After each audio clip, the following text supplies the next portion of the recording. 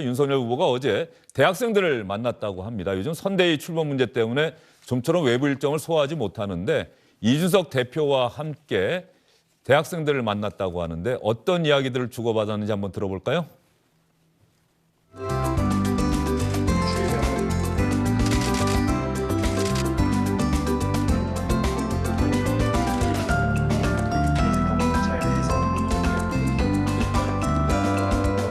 혹시 일가 이제 뭐 친척분들 이 비리를 저질렀다면 혹시 그들에 대해서 어떤 식으로 대처를 하실지에 대해서 여쭙고 싶습니다.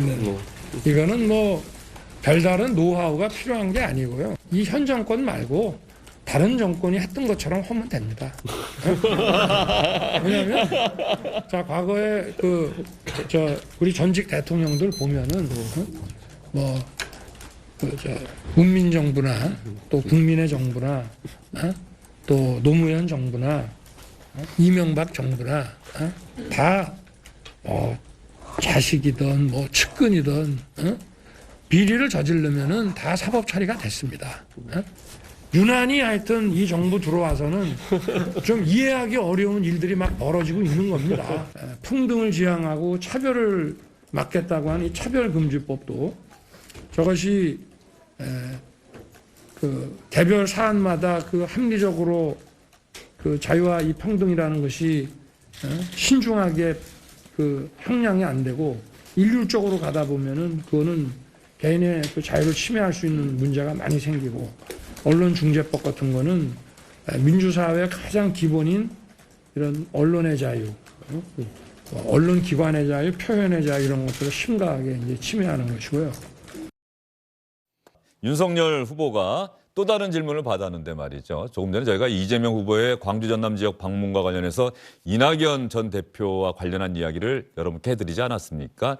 경선에서 2위 후보를 했던 후보, 과연 1위를 기록해서 후보가 확정된 후보는 또 어떤 생각을 갖고 있는지 홍준표 의원에 대한 그 생각을 대학생들이 질문을 해봤는데 윤석열 후보가 어떻게 답변했을까요?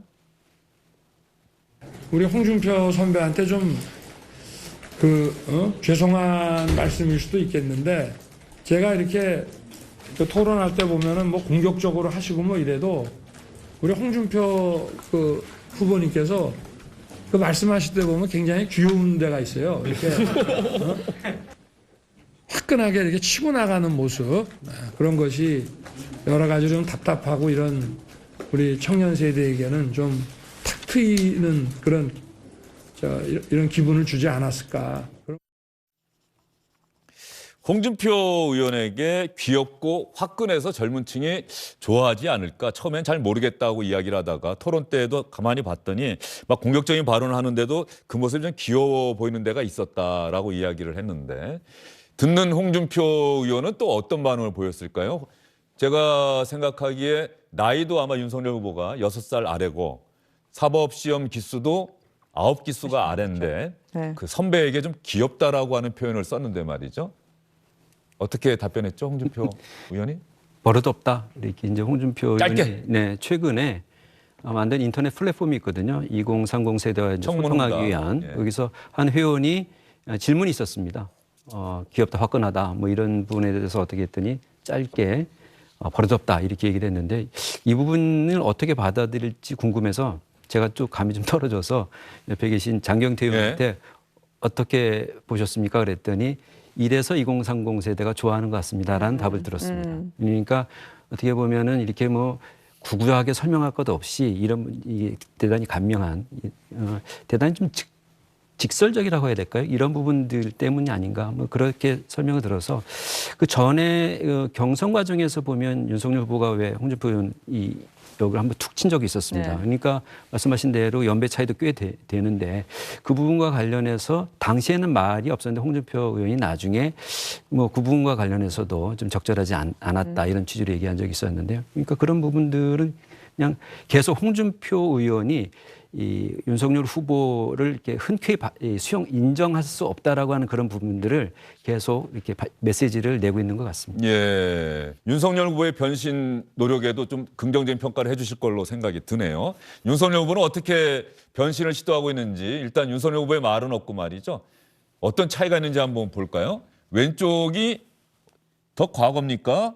왼쪽이 최근이고 오른쪽이 정계 입문하고 얼마 안 됐을 때 차이가 있다면 양반이면 이마를 드러냈다, 안 드러냈다, 가렸다 이 차이네요. 저건 또 어떤 의미가 있는 걸까요?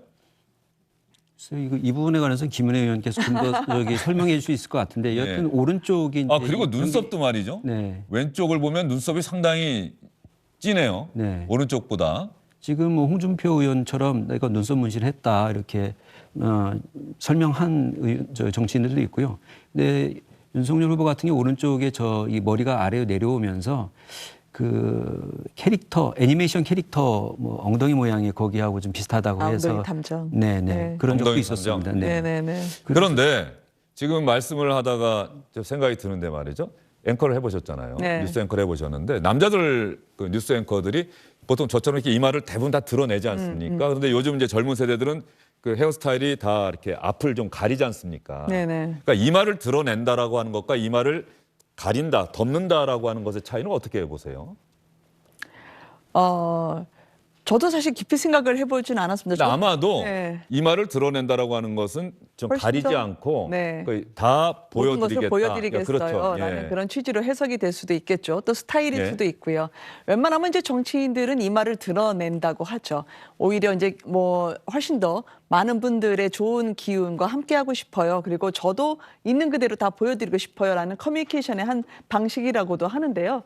저는 윤석열 후보를 보면서 물론 많은 분들이 조언을 하지만 사실 이제 실무진 입장에서는 조금 어려운 게 뭔가 이렇게 꾸미고 뭔가 이렇게 누군가에게 보이기 위해서 억지로 하는 거를 굉장히 이렇게 마뜩찮아 하시는 이렇게 뭔가 꾸미는 거에 대해서 어색해 하시는 스타일이에요. 여전히 영선이고 이 정치에 대해서는 꾸밈이 없다라는 생각으로 저는 알아봐 주셨으면 좋을 것 같아요. 그래서 어떤 분들은 너무 산타클로스 같지 않습니까? 그래서 이재명 후보는 저렇게 은발도 하고 하는데 근데 아마 윤석열 후보는 보이는 것만큼이나 안에 있는 내용물 자체로 그러니까 정책과 전략과 그리고 비전으로 승부하는 쪽에 좀 더 무게를 두고 싶어 할 것 같다 생각하고요. 이재명 후보도 마찬가지일 거라고 믿고 싶고요. 다만 이제 은색머리로 하고 바꿀 때 또 8,600만 원 정도 드나? 어떻게 하면 이미지 컨설팅에 8,600만 원 정도 들어갈지 좀 궁금하기도 합니다.